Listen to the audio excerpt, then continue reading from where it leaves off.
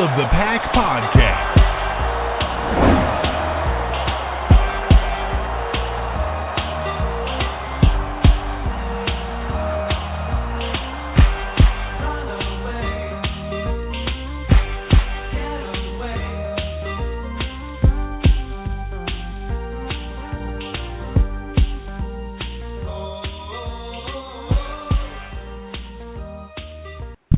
Eddie Lacy, Mike Daniels, Gilbert Brown, Don Barclay, Micah Hyde, your Green Bay Packers, yesterday's legends and today's superstars.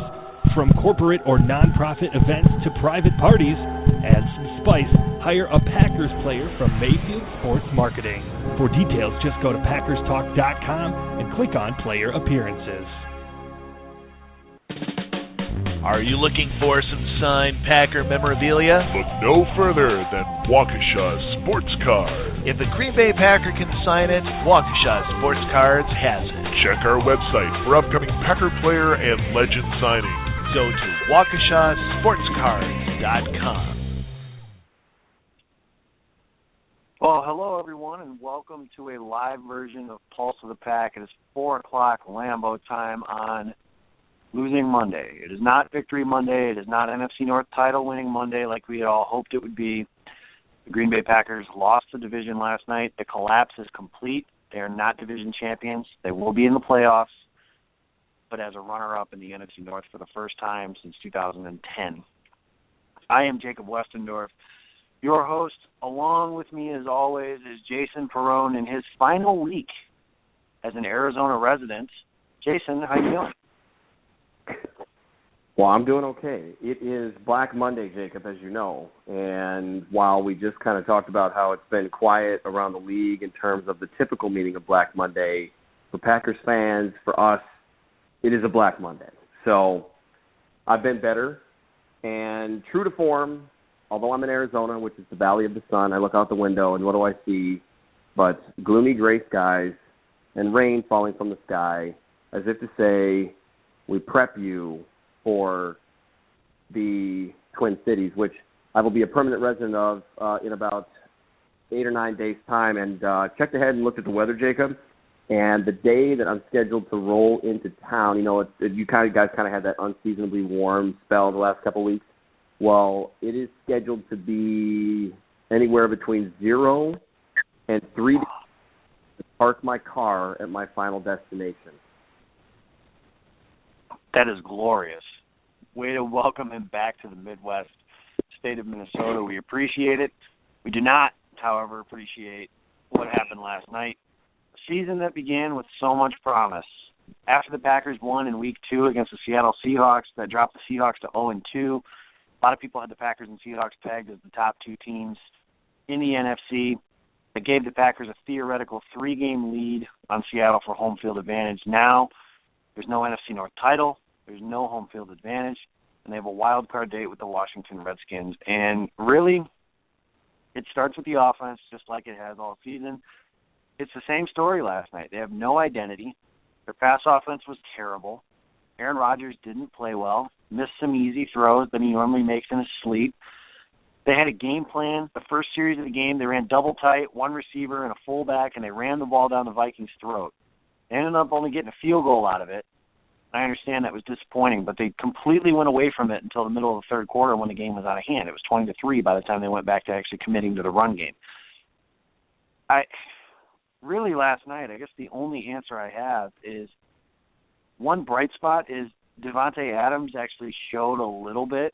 He broke a tackle. He caught a chunk play over the middle on a play-action pass. He broke a tackle on a short pass that ended up into a 20-plus yard gain. Starting to gain a little bit of momentum, I guess, at the end of the season, but this is certainly going to go down as a disappointing season for him. And maybe the most interesting move last night was Josh Sitton. All-pro left guard Josh Sitton started at left tackle. And that screams of desperation. The Packers are admitting absolute failure at the backup tackle position because Don Barclay did not start. Josh Walker was inactive, but didn't even suit up for the game. And I really think that if one of those tackles had gotten hurt, J.C. Treader was going to be the next option there. And I think that's a desperate move, but maybe the right one. I know Sitton struggled a little bit. He's not a tackle. He's a guard. But he was not worse than Don Barclay. But the problems are the same as they've been all season.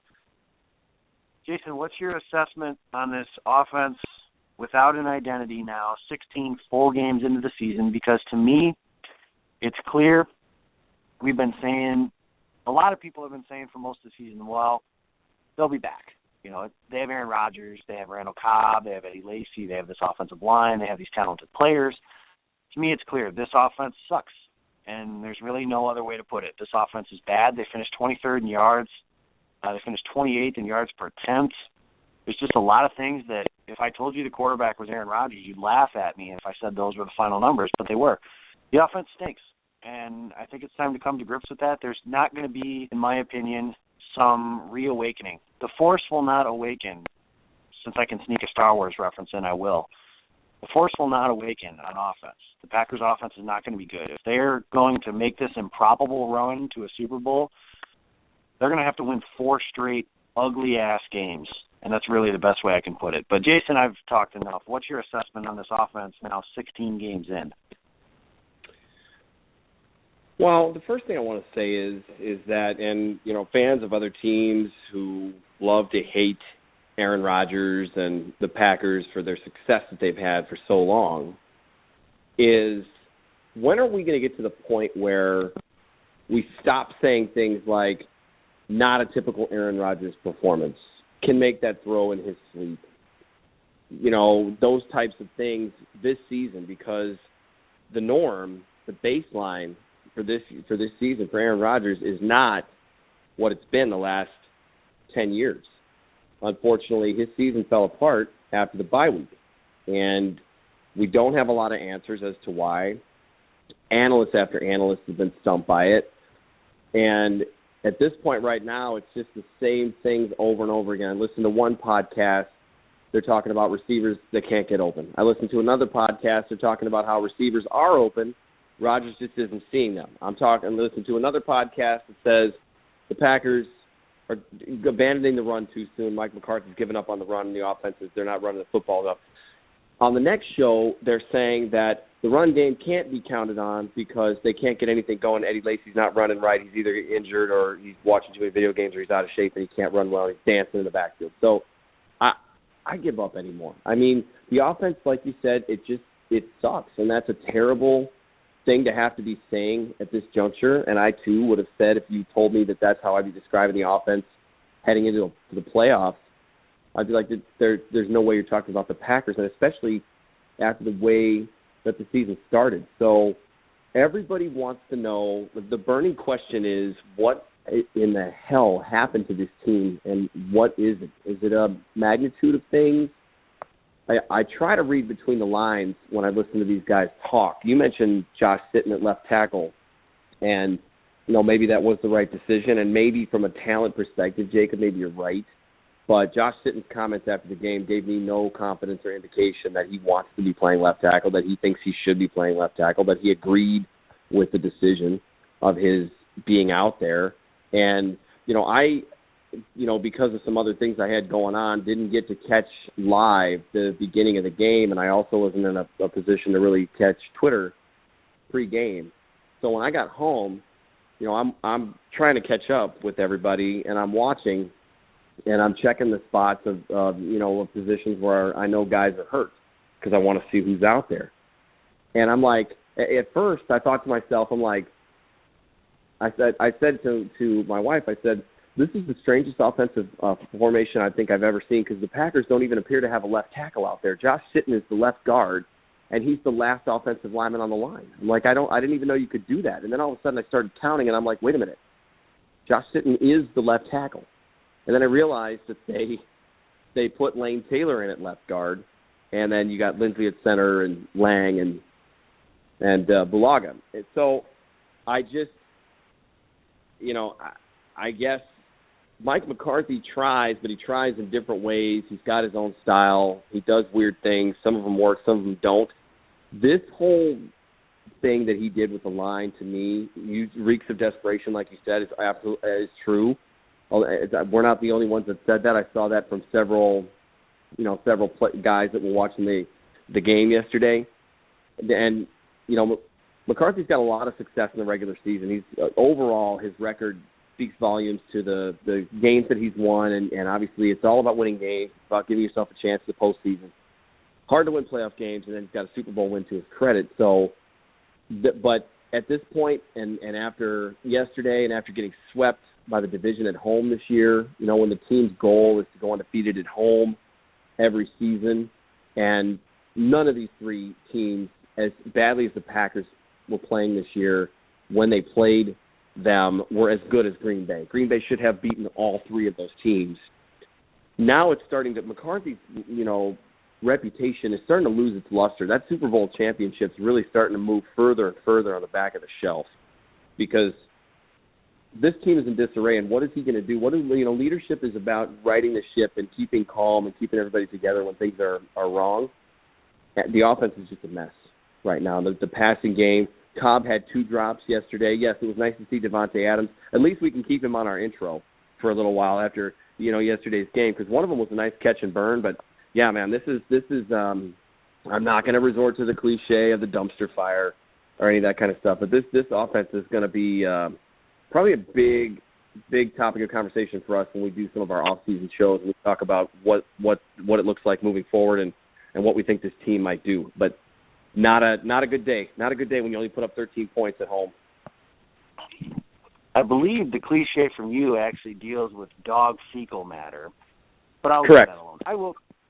I will call it a dumpster fire because that really is the best way to describe what it is. It's like they're throwing a bunch of crap at the wall and seeing what sticks, and nothing sticks. And that's unfortunate because this is a team who, defensively, they had another good effort that they wasted. The defense really, if you look at it, depending on how you view the punt return team, gave up 10 points. 3 points were conceded on the fake punt and 7 points on the Aaron Rodgers fumble. So the defense gives up 10 points at home. That's a game you should win. Now, my opinion on the defense has been made very clear. I think this defense can control games as long as the other quarterback isn't good. The problem will be if they run into, there's 4 names that come to mind right away when somebody, because I know it'll happen this offseason, somebody's going to defend the defensive staff if they are all retained. My answer is Cam Newton, Carson Palmer, Peyton Manning, Phillip Rivers. 500-yard games. I believe we're in 3 of those. Now, that's all put together, obviously, running and passing. Phillip Rivers threw for 500 yards by himself. At minimum, they had 400 yards, and I don't have the numbers in front of me, and I apologize for that. But the 4 quarterbacks they played this season that are worth their salt lit the Packers' defense up. Last night, Teddy Bridgewater, at least to me, made it clear he's not in that class just yet. Could he be at some point? Maybe. Remains to be seen. Micah Hyde made a hell of a play on the interception. His one-handed interception, actually, I turned over and said, wow, I don't do that very often. They limited Adrian Peterson about as well as they could, as much as you could ask for a guy that won the rushing title.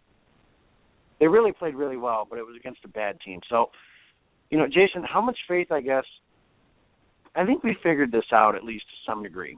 If the Packers are going to, again, like I said, make this run, I said they're going to have to win ugly. What that means is run the ball, play defense, and try and win games 17-13. How confident are you that they can even do that against Washington, let alone going forward against a Carolina or an Arizona? I don't know if I'd be confident that they can put up more than 15 to 20 points against anybody right now, because the offense, it doesn't even seem to matter which defense is across from them. The offense is just, on its own merit, it's just not great. And this goes back to what I was saying before about leadership, because a lot of these players these are some young guys, but a lot of these players have been in the system for more than one season. And we're talking about key contributors, Rodgers, Lacey, the offensive line. None of them are rookies. And you got guys like Starks, who was on a championship team. And you've got a Randall Cobb, who's been around since the season right after the Super Bowl.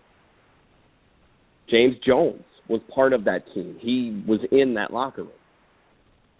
On the defensive side of the ball, you know, you've got some guys that were here too. You got Julius Peppers, who, you know, should be hungry and want to win. I mean, you can't just as one guy transcend like you can, like, say, in basketball and take over and win a game without your teammates. But I don't know how McCarthy's going to get this team up to do what you're saying, which is outscore the Redskins. I mean, Washington, everybody, I shouldn't say everybody, but so many, and it's this defeatist mentality that, you know, led everybody last week to say, well, I kind of hope they lose to Minnesota. Well, I mean, yeah, soften the blow for yourself, because it still sucked, right? I mean, it still sucked that the Packers lost to Minnesota, even if you, quote-unquote, wanted that and expected it. And by the way, it's all playoff teams now. It's a brand new season, and you're playing a team that at home is playing some really good football. And their quarterback, Kirk Cousins, this season at least, has played very well at home. So I have no reason to believe that Green Bay is gonna get it done. I mean, they can, because any team can win on any given day, but I just don't feel confident right now, you know, against the, you know, when a team's got their back against the wall, and when this Packers team's had their back against the wall, they have not, in the last part of the season, they have not responded or answered the bell not one time. So unless you want the Hail Mary in Detroit, they haven't answered that bell. So my confidence meter right now, I mean, I'm not even at a 5. I would agree with that. And to talk about your defeated mentality, that drove me nuts this week. That the Packers fan base, myself included, have become so incredibly spoiled that we have lost sight of how special winning a division title is. Jason, you grew up in the 80s. I mean, I asked a buddy of mine last night, he grew up in the same period as you did. Do you remember the Yancey Thigpen game when the Packers clinched their first NFC Central title, correct? Yes, I do. Okay, and how special did you think that was? It was incredible. It was amazing because of the way that game happened, but there also was a special feel to that team, and that team needed to get over the hump. They were a year away from winning the Super Bowl. Favre was a great quarterback, but he hadn't quite won the big one yet. But I knew that win, because they had beaten Atlanta, then they went on to beat Atlanta, and the way that playoffs went down, they relied on each victory to catapult them into the next one. And that was the year, you might remember this, that they went into San Francisco and they knocked off the San Francisco 49ers and ended up in the NFC Championship game and almost knocked off the Dallas Cowboys in Dallas. So I knew even back then, which was, you know, that was 20 years ago this season. That was 95. This is 2015. That was 20 years ago that happened. And one thing I want to say before I kick it back is, you know, you brought up the 70s and 80s. Folks, for those of you who weren't around during the 70s and 80s and are tired of all of us old-timers talking about what life was like back then, and, hey, I only had to really sit through a few years because I didn't start following football and the Packers until the mid to late 80s, so I didn't have to wait that long. But I did sit through several seasons. I lived in Wisconsin. I heard all the griping and moaning with all my neighbors out in the yard complaining about the terrible coaching and Forrest Gregg and 8-8. This season, right now, the way that the Packers are playing the last, let's say, 8 weeks is probably as close to that as we've been. Take 2005 out of the equation since back then, and they're slightly better because the quarterback is there. He's just not making plays. But this is what it was kind of like every week. There was no take for granted. There was no gimmies. There was no oh, we got this. It didn't matter who the Packers were playing back. There were some, insert bad team. I'm trying to think back then, all the good teams were bad and all the bad teams were good. I think the Patriots were bad back then. I mean, it didn't matter. There was still a chance that they were going to beat Green Bay because Green Bay you couldn't count on them necessarily to win a game. So this is what it's like. Take it in, soak it in, because hopefully what this season will do, if anything, is kind of reset everybody's expectations and everybody's kind of, humble everyone a little bit to the point where it's like, okay, when the Packers put up a good performance, they win the division, they make the playoffs, they dominate, they beat a really good team, like when they beat the Patriots last year, it's appreciated and it's special like it should be. Absolutely. And what I felt throughout the course of last night's game and throughout really the week leading up to it is just this sense of entitlement of, oh, well, we win the division all the time. It's not a big deal. Yes, it is. I understand it's Title Town USA, and they only count Super Bowl titles. But winning your division does matter, too. And the idea that anybody would say they were okay with losing at home to Minnesota so they could dodge Seattle or dodge Minnesota a third time. Jason, like you said, there's good teams in the playoffs. That's how it works. You're going to have to beat a good team anyways. Now, is having to play Washington on the road easier than playing Seattle at home? Sure. But winning the division does matter. And you could tell, I'm sure you guys saw it on the broadcast, I saw it in the stadium. It mattered to the Vikings that they won last night. It absolutely mattered. I'm not so sure how much it mattered to the Packers. I feel like they thought they were entitled to winning the division. And I feel like the fan base feels entitled to where winning the division just isn't that special. And that's not true, because it is. And you could tell after the game, I don't know if you guys saw the TV shot of Mike McCarthy, but he literally said, good game to Mike Zimmer, good luck in the playoffs, and he bolted off the field. He was pissed. Because if there's anything you can tell about him, winning games at home and winning division games and winning the division in general matters to him. The Packers were 5-3 at home this year. They lost all 3 games to divisional opponents at home. That's inexcusable, and that's wrong. And it's a poor mindset to have that winning the division just doesn't matter. Because that's not true. It's just not. With the loss, now, and like I said, Jason, these are 2 different football teams. The Packers are a Hail Mary away from being 3-7 since the bye week. They're 4-6 since the bye week because of that. My question is, what is your biggest attribution to the abject failure that is the post-bye season? Because I know the Packers still clinched the playoff berth, so the season's not a complete failure. However, when you start 6-0, winning the division should be a given. We were talking about games that Green Bay could potentially clinch the division in. And we were talking week 13, week 14. Not a winner-take-all week 17 kind of game. Not anything like that. We were talking early. And to me, it starts with the head coach and the quarterback. Because this is an offense without an identity, and the arrogance that those two abject off of it, they run the same stuff last night as even if that Hail Mary had been caught. The Packers deserved to lose because it was 3rd and 3. They threw a pass in the flat to Richard Rodgers, who has broken like 3 tackles all season. Couldn't get out of bounds. They had to sprint back. And from what I was told based on the broadcast is that ball was snapped after the clock had hit 0 anyways. My blame starts there. Mike McCarthy hasn't done a good enough job adjusting to what is obvious in front of him. He's continued to bang his head against the same wall and said this team needs to beat man coverage. This team needs to do the fundamentals. Stuff like that. Aaron Rodgers hasn't played well. And when you are a 2-time league MVP, a Super Bowl champion, more is expected of you, and he hasn't done anything to raise the level of play of the guys around him. That is where my attribution goes. It is an absolute disaster and a failure that the Packers did not win the NFC North this season, and I don't think there's any other way to slice it. Jason, am I being too critical?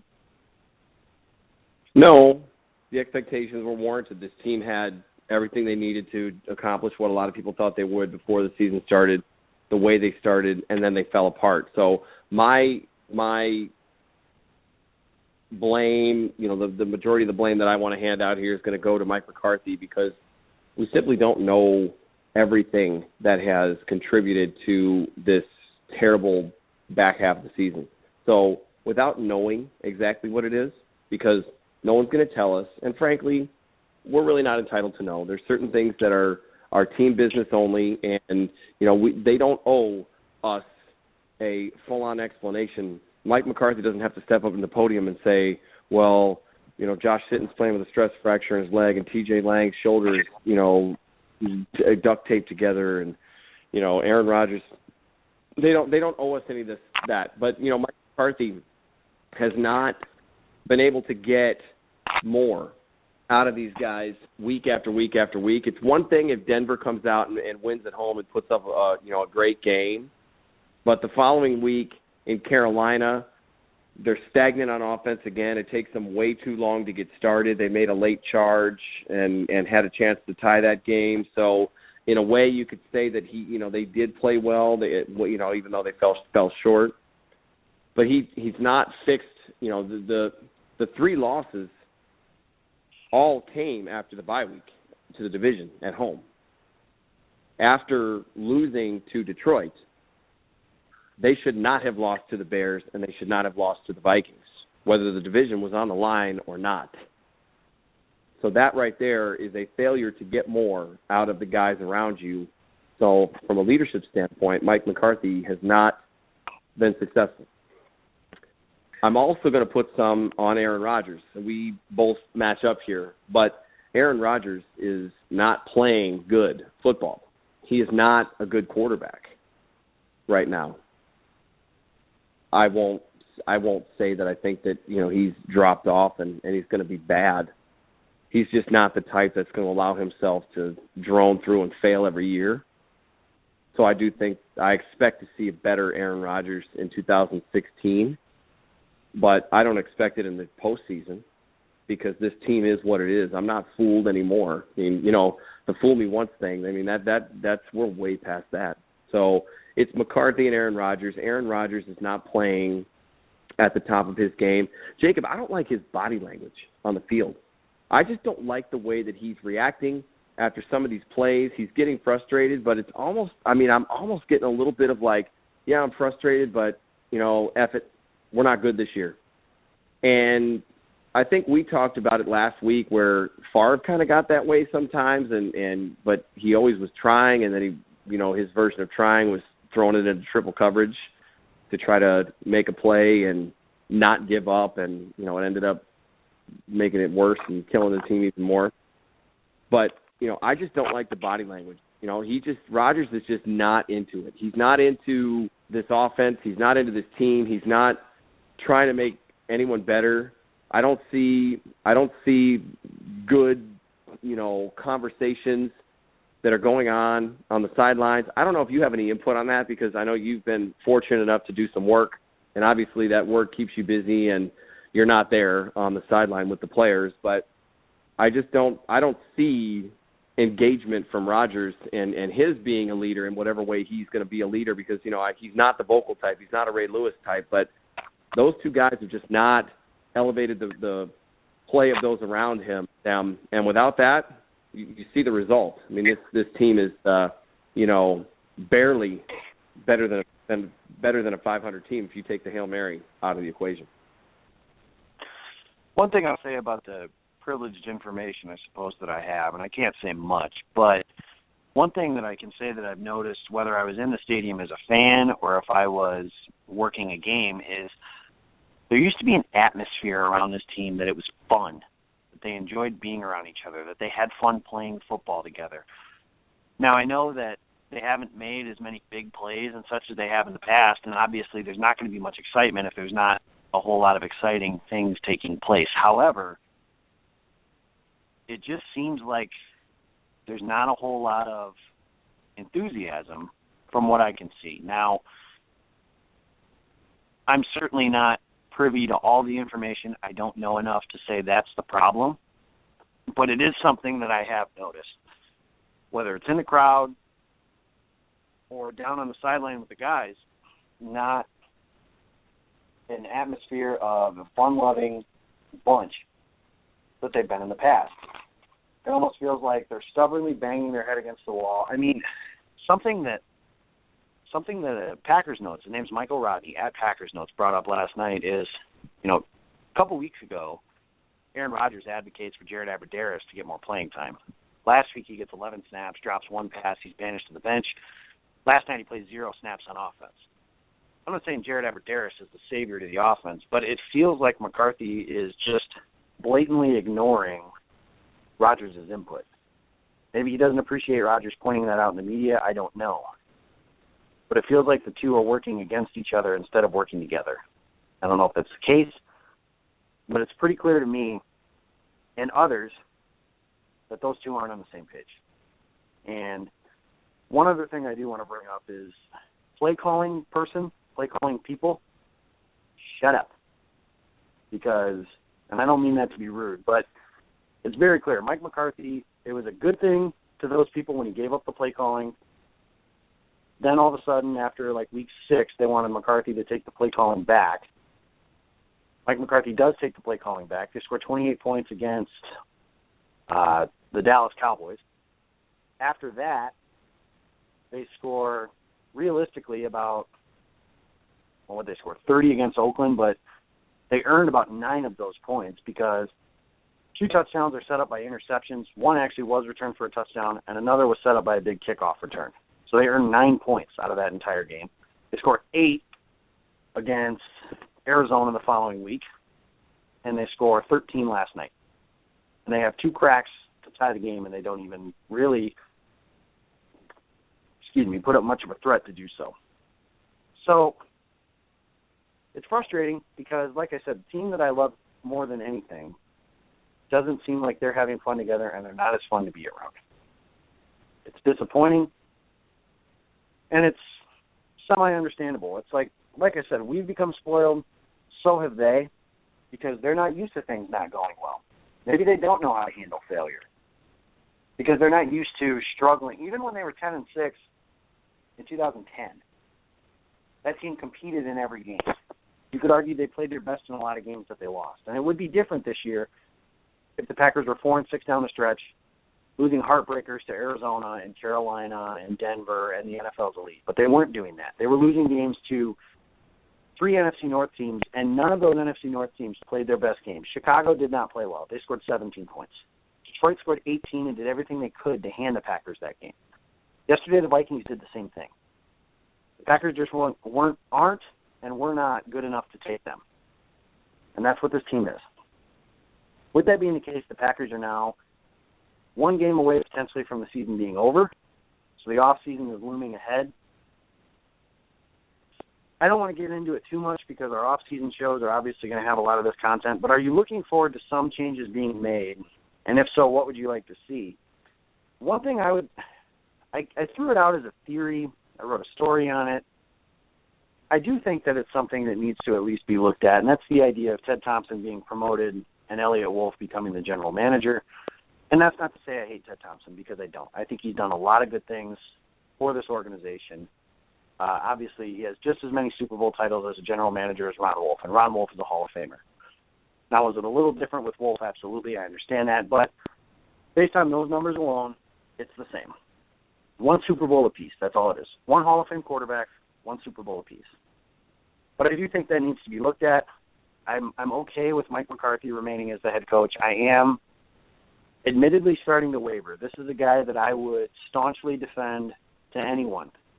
There were times when I would put him in the same class as guys like, name your coach, Pete Carroll, Jim Harbaugh, anybody that's not, John Harbaugh, anybody that's not really Bill Belichick, because Belichick's in a class of his own.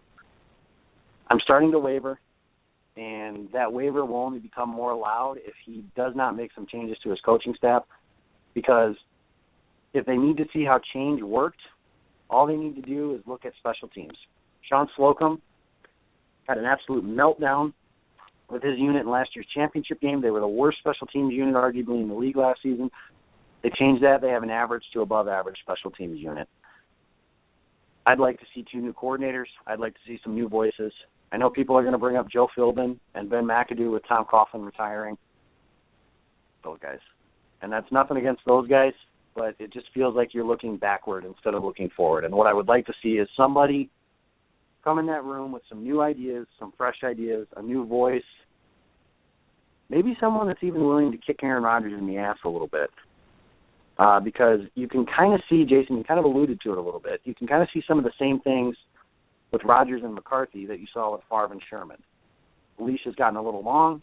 Favre lost respect for Sherman. McCarthy has appeared to have lost the respect of Rodgers. I don't know if that's true or not. It could be. Maybe next year everything changes. I don't know. But as of right now, it's a legitimate question that needs to be asked. So the changes I'm actually looking for are 2 new coordinators, offensive and defensive coordinator, and maybe a new general manager as well.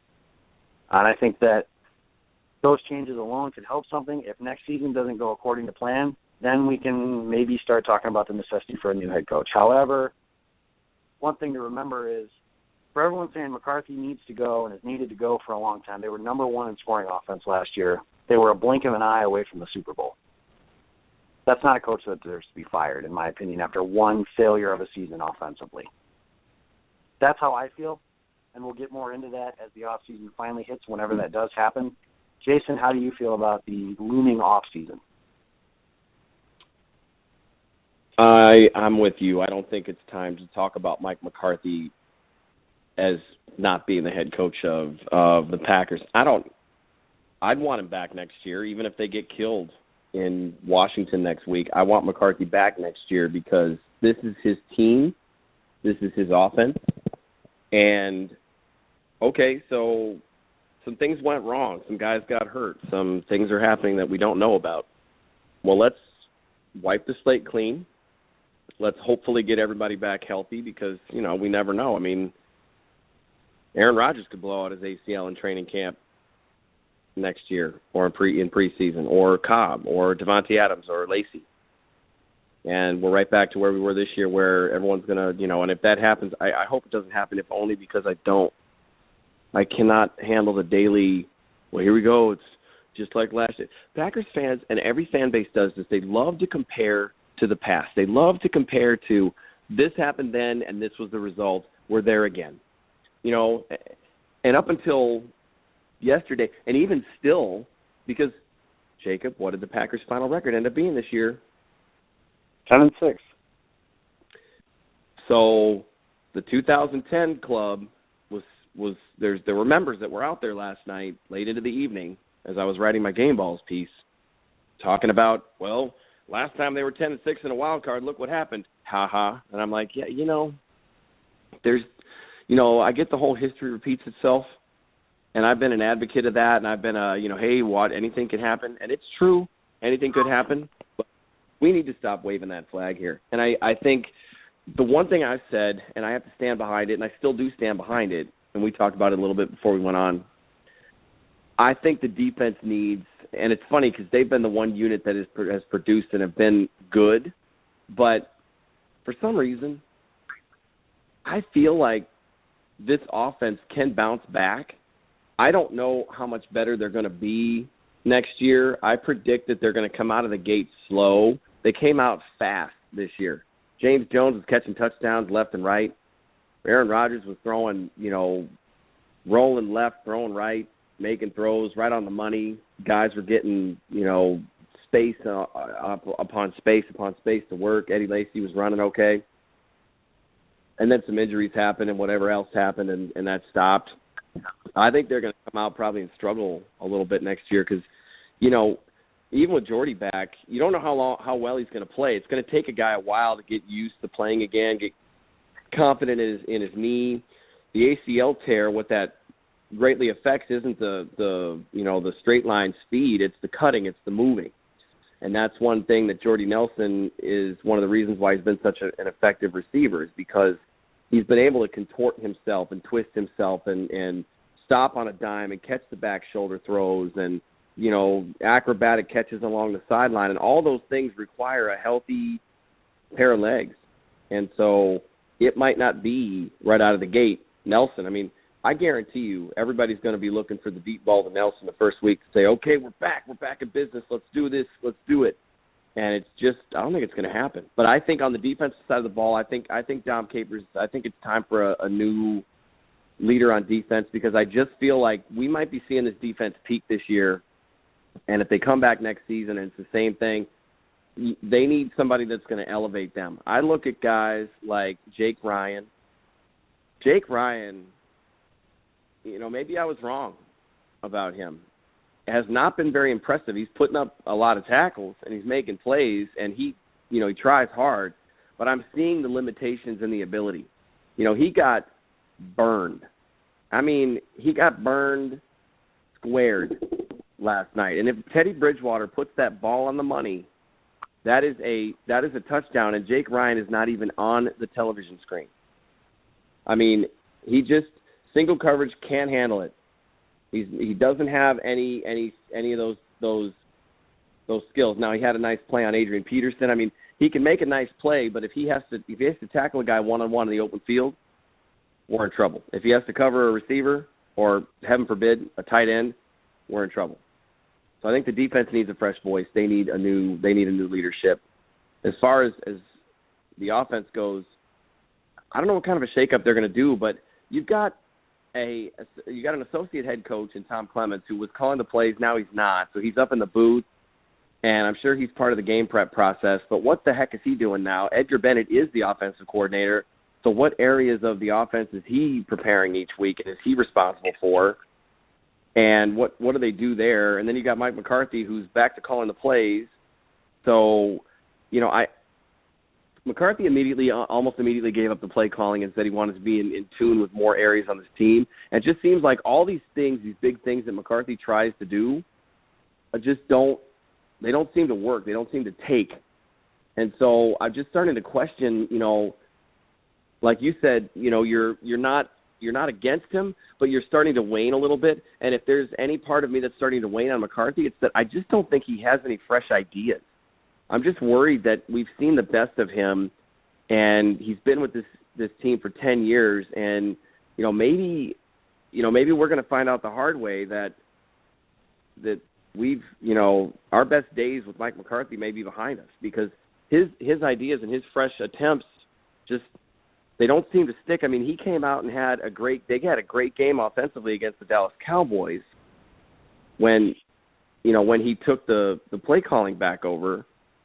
But then came Oakland, and they were okay, not great, and then the last 2 weeks have been horrendous. So, and last night, the Vikings have a decent defense. I understand Arizona to an extent, because Arizona's defense is very sound, and they put a lot of pressure on the passer, and the Packers' offensive line was complete garbage. But last night, Minnesota, Eric Kendricks looked all-pro out there, and he's not an all-pro linebacker. So there's a lot of work to do. I think it's a fresh message, a fresh voice. You said Thompson gets promoted and we get a new GM. Wouldn't hate that at all, because I think and I've been saying now, like, okay, draft and develop, and I've said, hey, it works. Look at the success rate, look at the records, look at their results. Now this team absolutely next year, and if they're going to exceed this year and they're going to get better and they're going to get back to doing what we want them to do next year, this team needs at least 2, if not 3, veterans on this team from the outside who can ball out. And if they have to pay a little bit for it, overpay, use my quote fingers, you've only got so many years left with some of these really good players, the offensive line, Aaron Rodgers. Do something. Make something of it. And this current regime is they are what they are. Fresh faces, Jacob. That's what it is for me. Fresh faces, fresh ideas. Definitely fair. And one thing that you mentioned that I do want to piggyback on a little bit is the discussion of the 10-6 2010 connection. We got to stop talking about that, because 2010 was 5 years ago, and that team was vastly different back then than it is now. That team had 5 wide receivers that could play. That team had a defense that was nasty. The only thing this unit and that unit have in common is that they play the same sport. That is it. Because even the players that are on this team that were on that team are not the same players. Clay Matthews isn't an outside linebacker terrorizing backfield. He's an inside linebacker that's occasionally pretty good. Aaron Rodgers isn't that Aaron Rodgers right now. We got to stop talking about that. 2010, 97, 96, 97, those are great memories. But they have nothing to do with what the team has right now. That'll bring us to our Mayfield play of the game and the Waukesha Sports game ball that we like to give out every week, and we forgot last week because, well, what was there to talk about, let's be honest. The Mayfield play of the game for me is Mason Crosby's forced fumble on Cordero Patterson. There's another one that I'm pretty sure Jason's going to pick up on here, but I wanted to go with that because I remember Patterson breaks. It's 20-13 at the time. Patterson breaks out, and I'm like, they just came all the way back, and they're going to ruin it because if Patterson's tackling the 3-and-out, they have a pretty simple field goal attempt to really put that game on ice. And the kicker forced a fumble. And that's funny for a lot of reasons. The players came over, and they were really excited about it. That was one part that was fun of the night. It was funny. They just didn't capitalize on it. But Mason Crosby forcing the fumble kept the Packers at least in breathing distance of that game and gave them a chance to tie it at the end. So my Mayfield play of the game is Crosby's forced fumble. My game ball goes to Micah Hyde because he recovered that fumble, and he also made another play that, Jason, I think you're about to represent. So what are your Mayfield play of the game, Waukesha Sports game ball? You know, just because he's a turd, I'd like to also say Adrian Peterson fumbled. Unfortunately, the Vikings were able to recover that football. But it was a little case of fumbleitis there for Adrian Peterson, who decided to thank God after the game, and we won't even go there. I'll just leave it at that. So I'm going to go with the Micah Hyde interception because as a former defensive back, that pick that he made was phenomenal. I mean, his back was to the ball. He caught the ball with his back to the football, so he gets his hand on it from behind, one-handed, is able to scoop his hand under, keep possession of it, turn over, fall on his back, secure the ball, and get the pick. Absolutely unbelievable. No matter what the result of that game was, I guarantee you that play, we'll be seeing a GIF of that play for years to come. It was incredible. And it's one of those Micah Hyde things. You know, Micah Hyde's another one of those players who he might make some real obvious mistakes and he might have some tough times in coverage and bad games, but every once in a while he comes up with a gem. And, you know, that was definitely one of them. So that was my Mayfield play of the game. As far as the game ball goes, the Crosby, you know, that play that he made was amazing. That was incredible. I love to see that. As a matter of fact, when Patterson was running it back, I remember thinking to myself, I'm like, someone just poked that ball out of there. Because I saw him, I was in the house for the last game at the you know, the big garbage bag in Minnesota that was the Humpty Dome, and Patterson took the opening kickoff 109 yards for a touchdown, and I even turned to Kelsey and I said, because at that time, that season they were having trouble on special. I don't think they were good on special teams in 13 either. And I said, he's taking the opening kickoff back for a touchdown. She said, well, the game hasn't even started yet. And I said, watch and learn. And there it was. And by the way, Sean Slocum is still having meltdowns, but they're of a different ilk right now because he is the assistant head coach / special teams coach for the Arizona State Sun Devils. And he got into it a couple times with Todd Graham in the bowl game, the Cactus Bowl this weekend against West Virginia, which Arizona lost in idiotic fashion. So nothing has changed with Sean Slocum there. So if anybody out there is clamoring to bring Sean Slocum back because the special teams, quote-unquote, aren't playing well enough and Ron Zook isn't getting the job done, you're blocked. You're muted. Game ball, you know, once again, I find myself speechless here. You know what? I'm going to go with Richard Rodgers only because he actually got some yak last night. I mean, the guy can't move. I mean, he literally looks like he is running with 20-pound cement blocks as shoes. But he got some yak. He actually made a guy miss. And that touchdown was so ugly and awkward, but he scored that I'm going to give him a game ball for it because it's like, you know, Richie, he tries so hard. And he just is what he is. He's not very athletic. He's not a great tight end, but he's our tight end, and he scored the lone touchdown of the game. So game ball, Richard Rodgers. Game ball to Richard Rogers. I give it to Micah Hyde. Jason likes Micah Hyde for his Mayfield play of the game.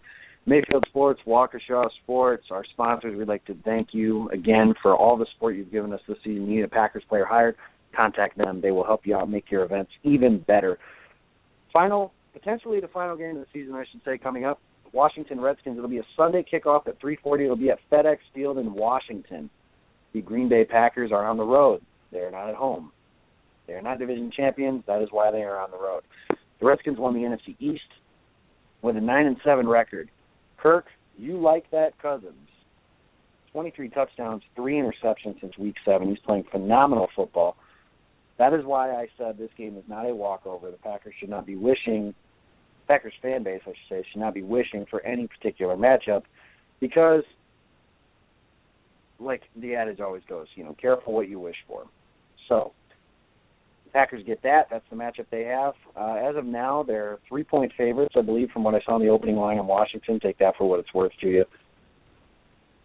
I want to know, Jason, matchup in favor of the Packers, matchup most going against them, and your game pick. My matchup in favor of the Packers is their run defense against the Redskins' rushing offense, and that really has a lot more to do with the Redskins' offense being one-dimensional than it does the Packers' defense. But the Packers' run defense did limit Adrian Peterson last night. He didn't make any of those plays where I looked up and was like, oh, crap. So that was good. They limited him pretty well other than his touchdown run.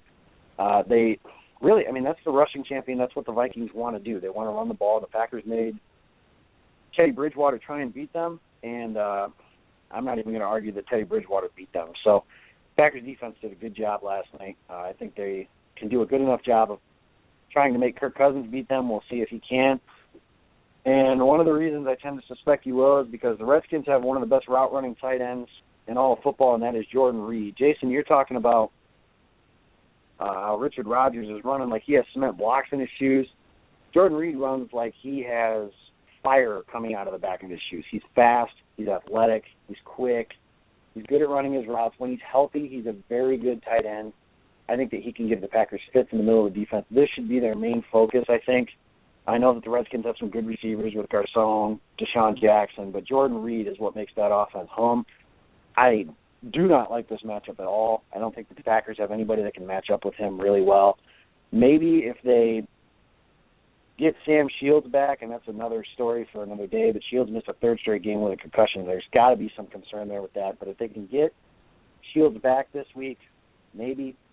They can run with Shields and Randall on the outside. They can have Hayward as their slot corner. And then my idea of make Quentin Rollins your tight end guy. See if Rollins can lock up with Reed because I don't think Micah Hyde can run with him. I think if they have Hyde having the majority of coverage duty on Jordan Reed, it's going to be a really long day for the Packers defense. But I don't like that matchup at all. And game pick, like I said, this isn't the team that started 6-0. This is a 4-6 Hail Mary away from 3-7 football team. The Redskins are playing better football. I know that, the story of the final couple of weeks of the season for Kirk Cousins was taking a knee in Philadelphia that was impossible to explain. I have no idea what he was thinking. But the reality is the Redskins are playing good football. The Packers are not. The Redskins, as of right now, are a better football team than the Packers. And I really believe that to be true. I know their defense isn't good. I know that there's a lot of different things that there is to like about this matchup for the Packers. But I like Washington in this game, and I think it'll be 31-17. I really don't think it's that close. I think the Packers are a defeated bunch, and defeated bunches get defeated in the playoffs, and they get really beat with enthusiasm. I think this game will be ugly. I think it'll be frustrating. And mercifully, at least for me, not that I'm rooting for them to lose, but mercifully, this season is over. I like Washington 31-17. Jason, matchups and pick. The matchup that I like, I also don't like. And I want to just say this, yes, so Washington doesn't run the ball well, so that'll end up being the one thing that kills the Packers. Washington will probably end up getting 200 yards on the ground somehow because that's what the Packers like to do. They like to buck trends, and they like to help teams get healthy in areas where they're not very good. That's kind of a running joke between myself and Jeremy Vanderlinden, who's one of our friends on Titletown Sound Off podcast, which is also a fantastic show. So on paper, statistically, the matchup that should be something that we're licking our chops for, but for obvious reasons can't, is going to be the Packers passing game against Washington's secondary. Washington is one of the bottom 5 teams in the league in passing defense, so there's opportunity there. The question is, will the Packers take advantage of it? That's the million-dollar question. So they haven't been able to get it done much at all the past half of the season. Like I said, there's no reason to think we're going to see anything different. This Packers team is what it is. But if there is a matchup that favors Green Bay, it's going to be their passing offense against Washington's pass defense.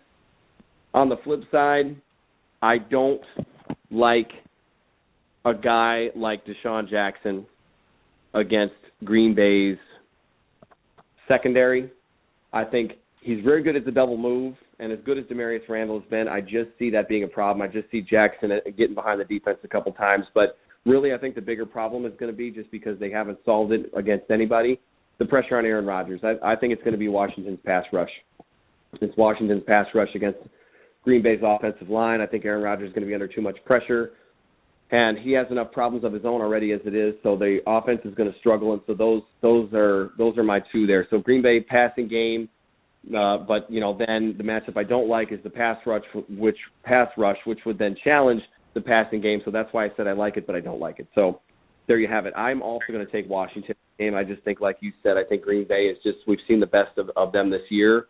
I won't go so far as to say that they'll quit on the season, but I won't be surprised if they get down early and they become deflated and start playing very uninspired football. And I'm thinking more 35-21, and I think those last 7 points get scored in garbage time at the end of the game. And when this season is over, Jacob, much like yourself too, when this season is over, I am going to breathe a sigh of relief, because if they somehow go on some magical run and they want to prove the whole world wrong, fine, surprise me. I wouldn't hate it.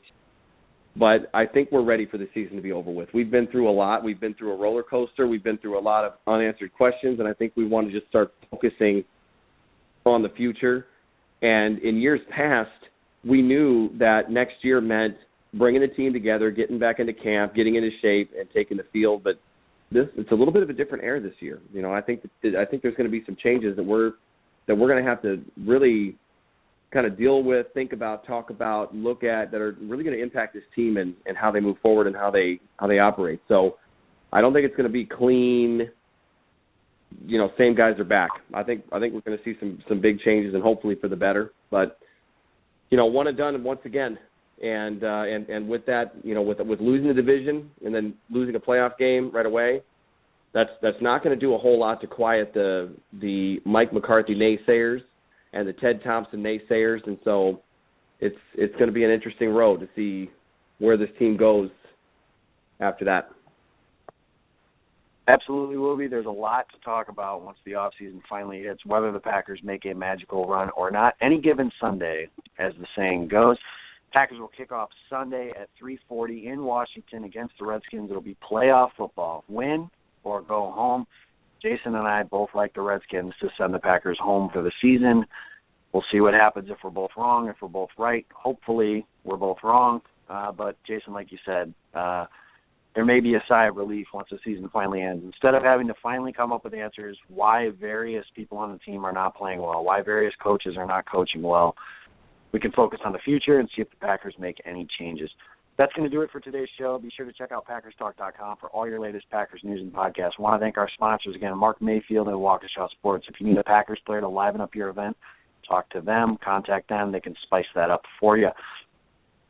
You can follow the show on Twitter. We are at Pulse of the Pack. You can follow me personally. I am at Jacob Westendorf. You can follow Jason at Jason Perrone.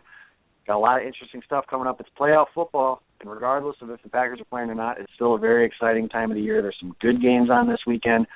None more important to this show, though, than Packers-Redskins, 3:40 on Sunday. It'll follow the Seahawks and Vikings game, and it'll be definitely an interesting weekend in Packers football. We'll see what happens, win or lose, but it'll definitely be interesting. We will have off-season coverage for you all off-season long. We're still planning on doing a lot of shows. A lot of discussion to be had, even with the offseason coming in shape. Thank you, as always, everyone, for a great season. I know that the Packers didn't do exactly as well as we hoped. Jason and I both picked them to win the Super Bowl. I think if you asked us today, our picks would be vastly different, because we just told you we're picking them to lose on Sunday. So either way, we appreciate you guys as listeners. You guys are the reason we do this show. And it's been a good first season for us. getting content out to you guys. We appreciate the feedback you've been willing to give us. We appreciate you guys listening every week. Thank you all season and this week for listening to Pulse of the Pack.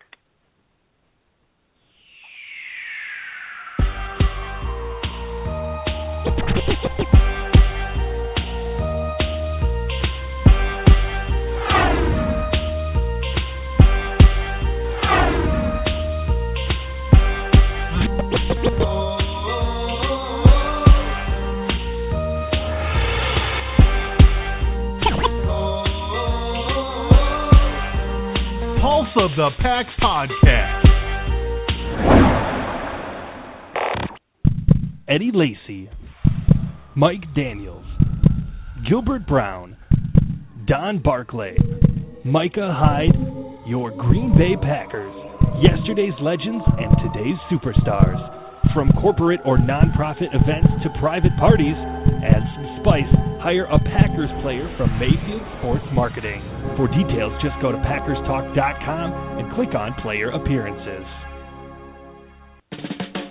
Are you looking for some signed Packer memorabilia? Look no further than Waukesha Sports Cards. If the Green Bay Packer can sign it, Waukesha Sports Cards has it. Check our website for upcoming Packer player and legend signings. Go to WaukeshaSportsCards.com.